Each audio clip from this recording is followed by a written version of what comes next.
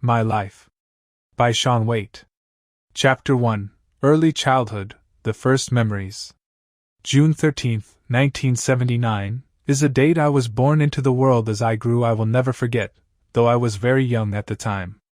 I remember sitting on a coffee table in the center of my parents' living room, staring at a picture of a boy with tears running down his face.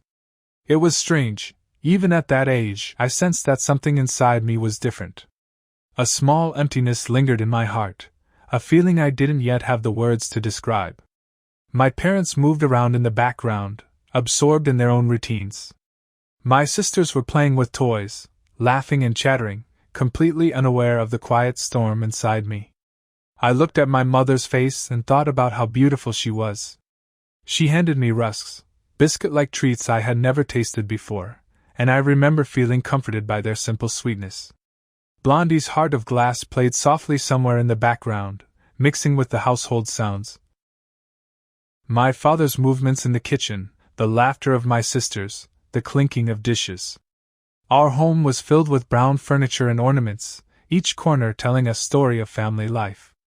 I remember seeing my father's shadow through the kitchen door's glass panels, my mother busy cooking meals that always smelled delicious. Food became one of my earliest understandings of love and care. Even as a child, I felt different. I preferred my sister's dolls to boys' toys, and I often refused clothing, wanting instead to explore freely in my own little world. Television was a novelty, and I remember when we finally got one, it required coins to operate, adding a strange sense of wonder to our living room. My mother had a friend who visited occasionally, while my father often went to the pub. I noticed my mother's quiet loneliness, though I didn't understand it fully at the time. She would sing old hymns, and I would sit quietly, absorbing the sound, feeling its comfort without grasping its meaning. There were happy moments, laughter, songs, and the warmth of family.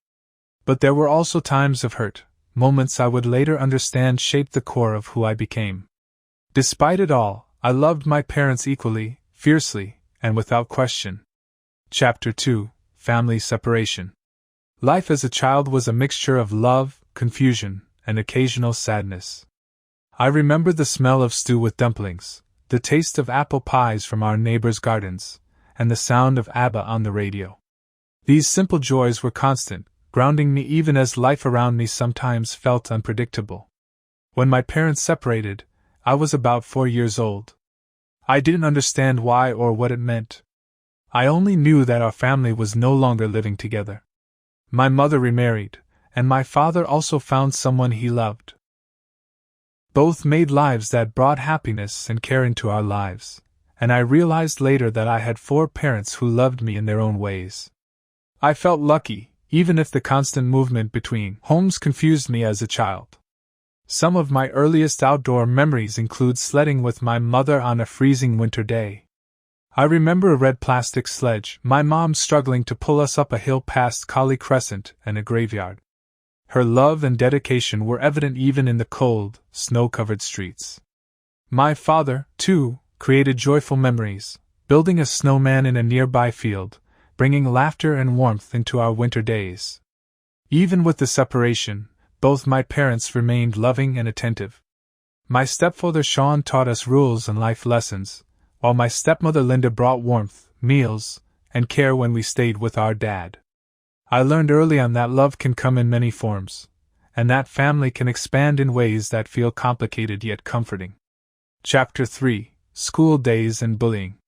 My earliest memory of school is at Stand House School in Sheffield. Walking into that classroom for the first time, I immediately felt different, like an outcast who didn't belong. Children looked at me with curiosity, but I could sense a subtle judgment that stung deeply. I didn't have the language to understand it fully, only the feelings, isolation, fear, and confusion.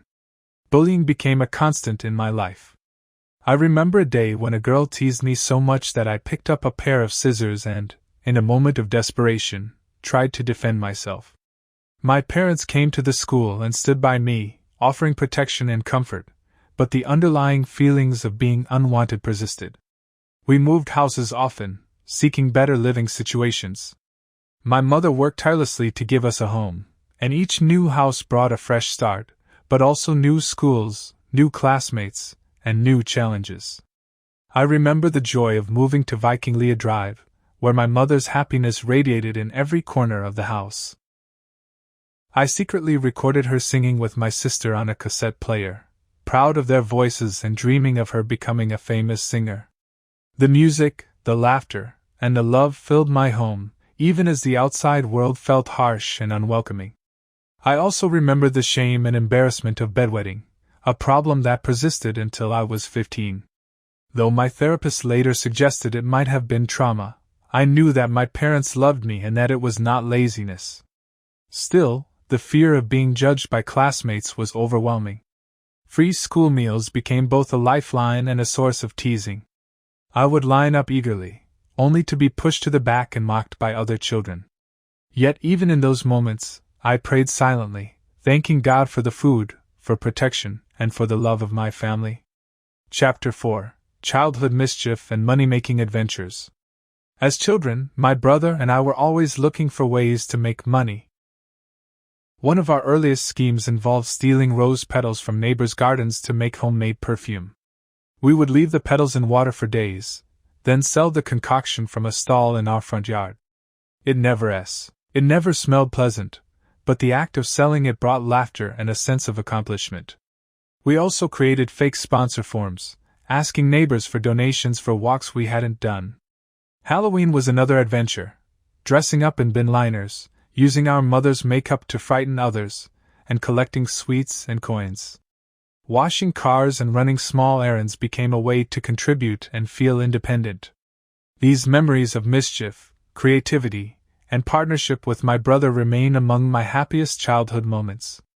Even as we played and laughed, the complexities of family life tugged at me.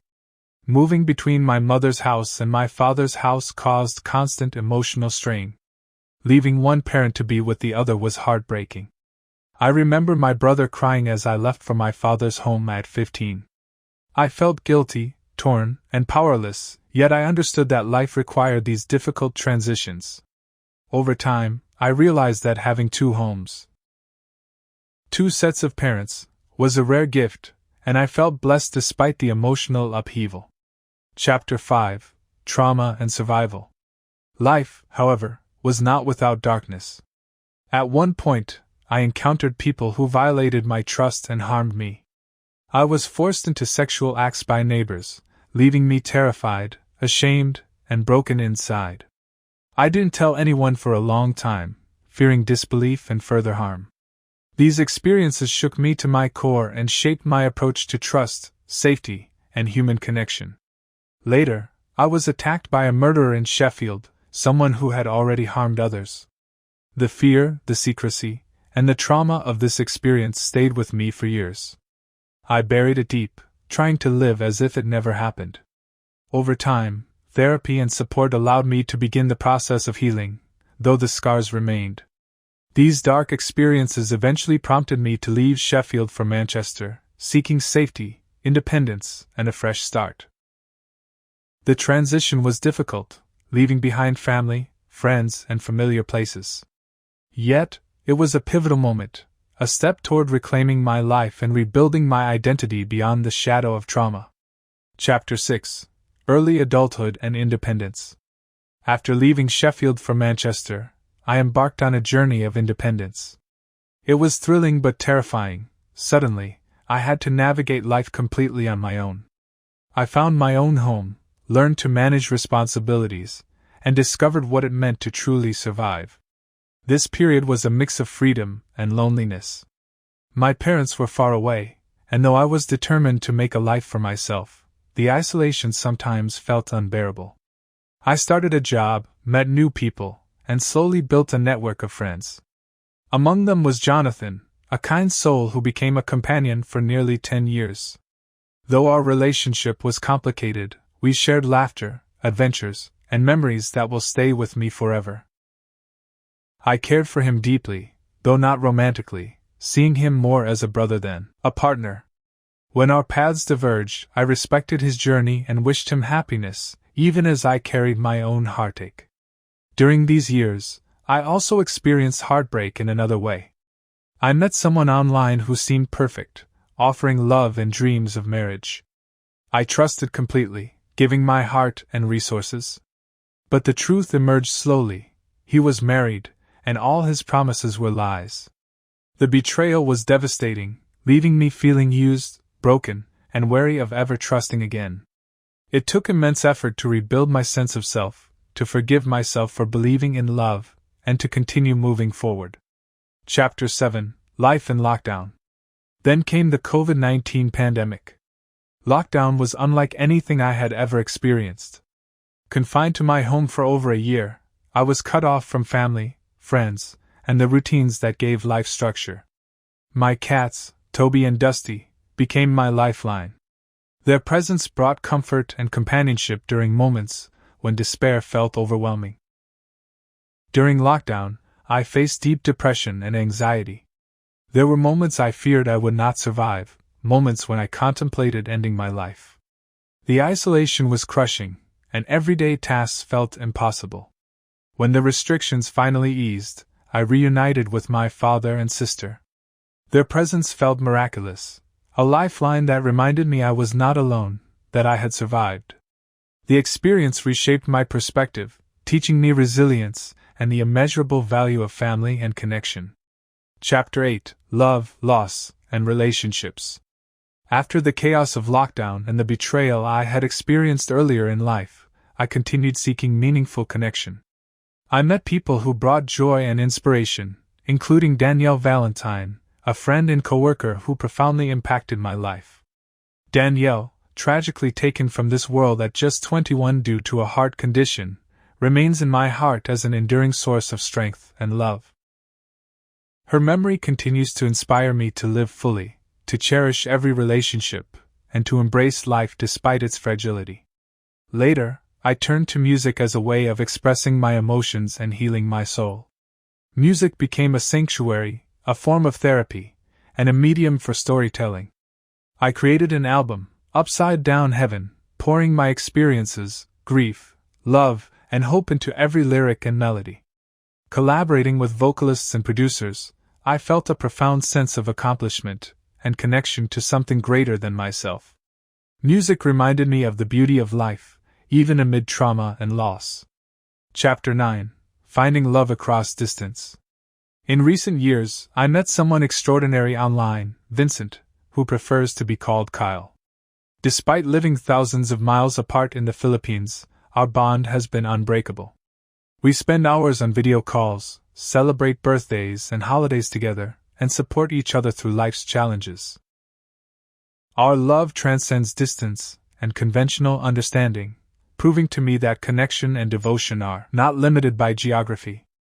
I have waited for years for the day we can be together physically, but I remain committed and unwavering. This relationship has taught me patience, resilience, and the deep truth that love is worth every challenge, every obstacle, and every moment of longing. Chapter 10: Reflection and Gratitude. Looking back, my life has been a tapestry of joy, trauma, love, loss, and resilience. I have faced abuse, heartbreak, and isolation, yet I have survived, grown, and found ways to create meaning. Music, family, and love have been my anchors, guiding me through storms that might have broken others.